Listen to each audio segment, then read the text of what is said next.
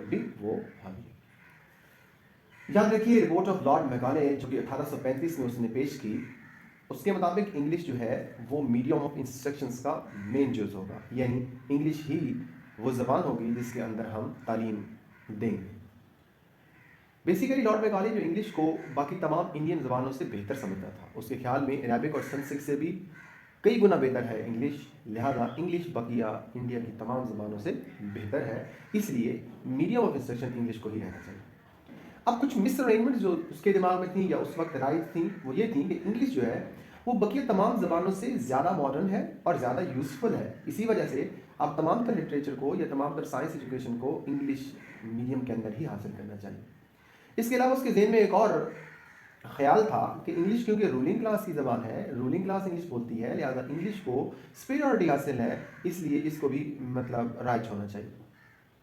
سرکاری زبان کے طور پر۔ اس کے علاوہ اس کے ذہن میں یہ بھی خیال تھا کہ اگر انگلش بولیں گے تو ایک سویلائزڈ معاشرہ بنے گا اور انڈیا سویلائزڈ ہو جائے گا، کیونکہ وہ انگلش کو بہتر سمجھتا تھا، بہتر گردانتا تھا، اس لیے وہ انڈیا کے اندر انگلش کے رائج کے بعد ایک انگلش اوپینین رکھنے والا یا انگلش مورالٹی اور انٹلیکٹ رکھنے والے لوگوں کا ایک مجموعہ کریٹ کرنا چاہ رہا تھا، اور اس کے ذہن میں یہ تھا کہ یہ لوگ ایک سویلائزڈ معاشرے کی بنیاد رکھیں گے۔ اس کے علاوہ اس نے کہا کہ انگلش انڈیا کے لوگ خود بھی چاہتے ہیں کہ وہ انگلش بولیں، لہذا اس لیے انگلش کو زیادہ رائج ہونا چاہیے۔ وہ چاہتا تھا کہ بے شک انڈین خون اور رنگ کے اعتبار سے انڈین ہی رہیں، لیکن اپنے ذائقے، اپنے خیالات، اخلاقیات اور ذہانت کے اعتبار سے وہ انگلش بن جائے۔ اچھا مزے کی بات یہ ہے کہ اس کے اندر اتنا زیادہ تعصب پایا جاتا تھا کہ یہ کہتا تھا کہ جو لٹریچر کا اصل مطلب ہی انگلش لٹریچر ہے، لہذا وہ کسی اور لٹریچر کو لٹریچر گرداننے کے خلاف تھا۔ اور اس کے ذہن میں یہ ایک کہہ لیں آپ احساس برتری تھی کہ وہ انگلش کے علاوہ کسی اور زبان کو ایکسیپٹ نہیں کرنا چاہ رہا تھا، اور وہ یہ کہتا تھا کہ یورپین جو لائبریریز ہیں اچھی، ان کا اگر سنگل شیلف کا کمپیئر کیا جائے باقی تمام دنیا کے لٹریچر پر تو یہ سنگل شیلف بھاری ثابت ہوگی۔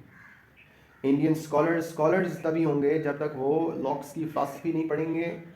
اور ملٹن کی پوئٹری مکمل نہیں پڑھ لیں گے، تب تک انڈین اسکالر کو اسکالر کہلانے کا حق بھی حاصل نہیں ہوگا۔ اس کے مطابق جو اورینٹل سکولز ہیں اس وقت جن کو گرانٹس دی جا رہی تھی ایجوکیشن کی پروموشن کے لیے، وہ کوئی ان کا حق نہیں ہے، اگر وہ جدید طرز پر اپنی ایجوکیشن کو بحال نہیں رکھیں گے یا جدید رجحانات کو فالو نہیں کریں گے، ان کے سارے فنڈ بند کر دیے جائیں گے۔ تو یہاں سے آپ کو پتہ چل رہا ہوگا کہ انڈیا میں جو انگریز حکومتیں رہیں یا انگریز لارڈ رہے یا اس وقت جتنے بھی چارٹرز پیش ہوتے رہے یا جتنی بھی رپورٹس یا ڈسپیچز پیش ہوتی گئیں،